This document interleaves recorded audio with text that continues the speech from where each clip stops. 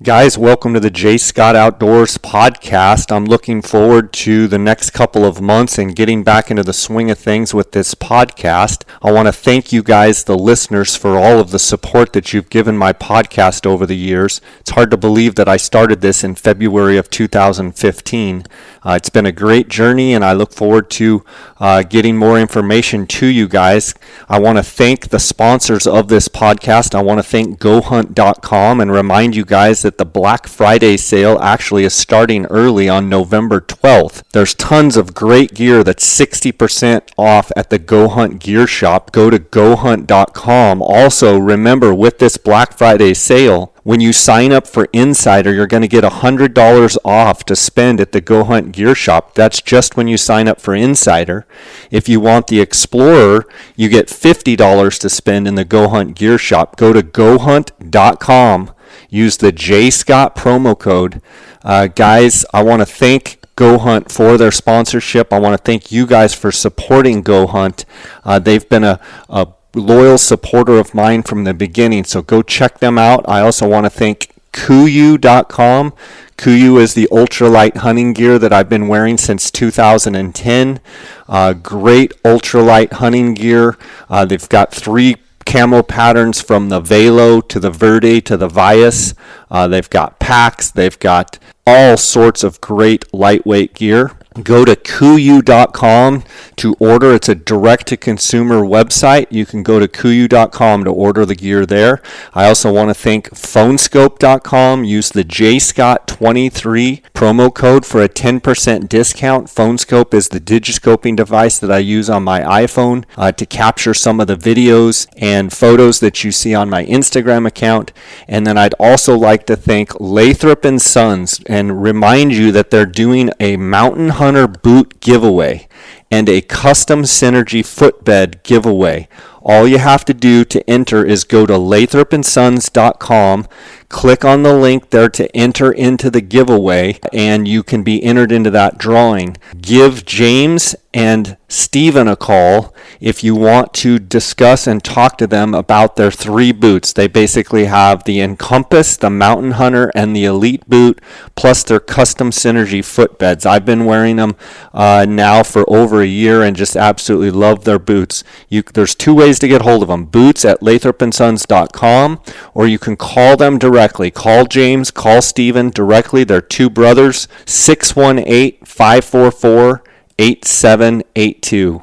Guys, let's get right to these episodes. If you'd like to send me a message, you can go to my Instagram account, which is at jscottoutdoors. You can send me an email, jscottoutdoors@gmail.com. God bless, and thanks for your support. My first question, let's talk about Coues deer first.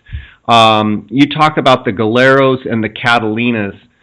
What have you noticed over the last 40 years as far as overall hunting, pressure, animal behavior? Are you finding deer on the same hillsides? Just kind of talk a little bit about if any changes that you've noticed in that southern Arizona region with the Coues deer.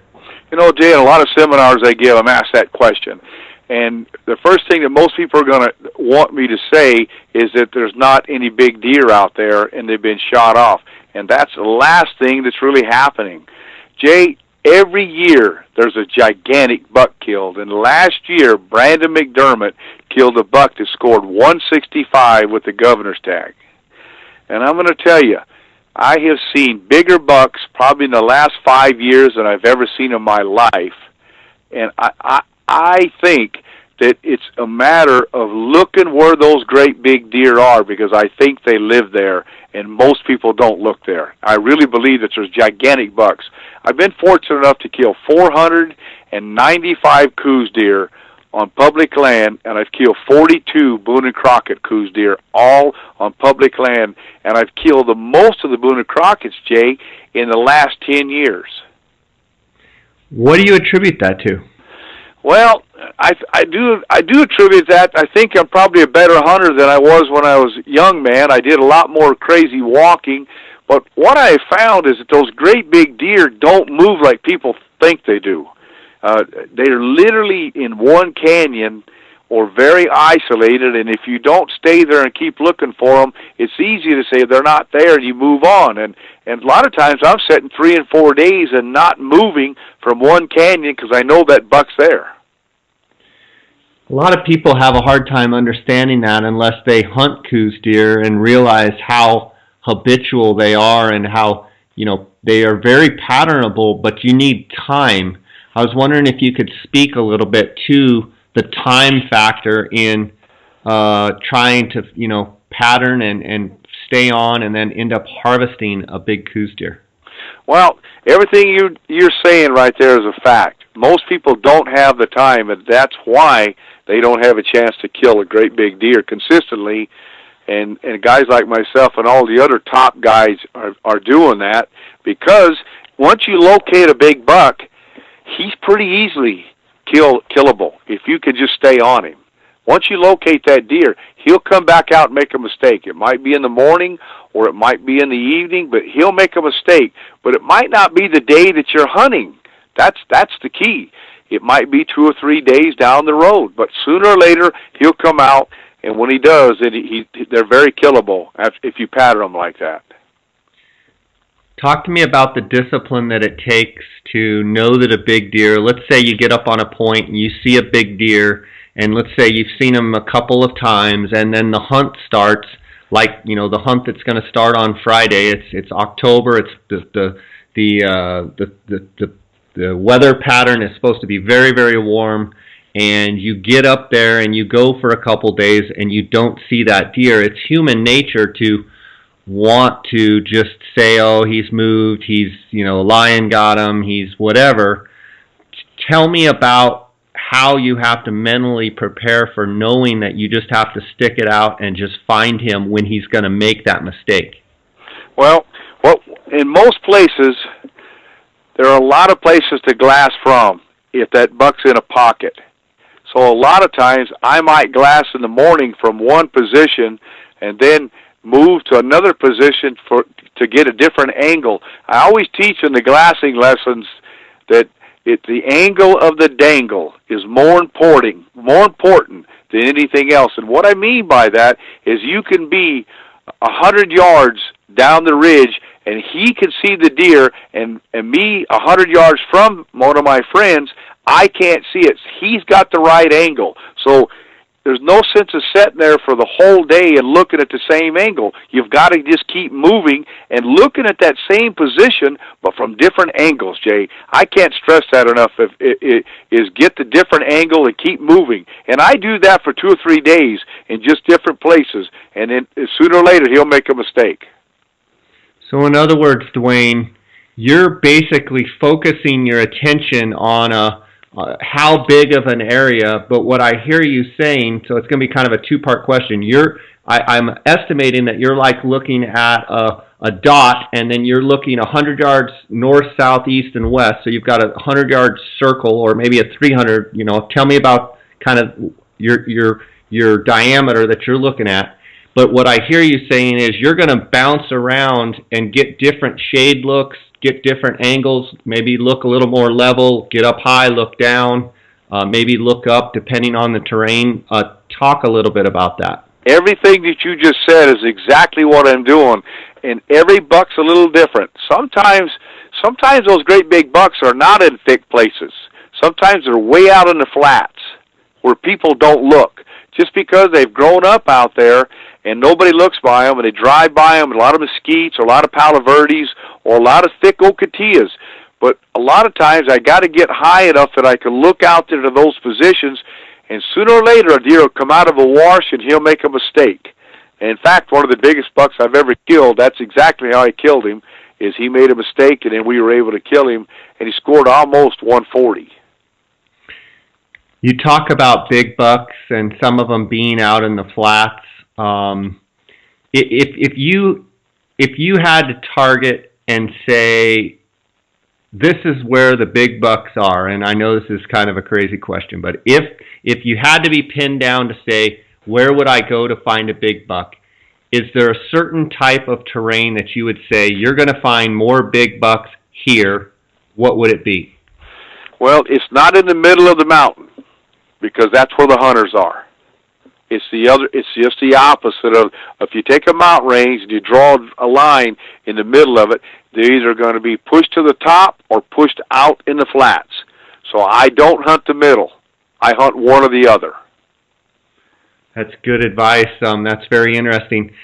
So in the Catalinas and in the Galeros, those are both two very historic mountain ranges in Arizona.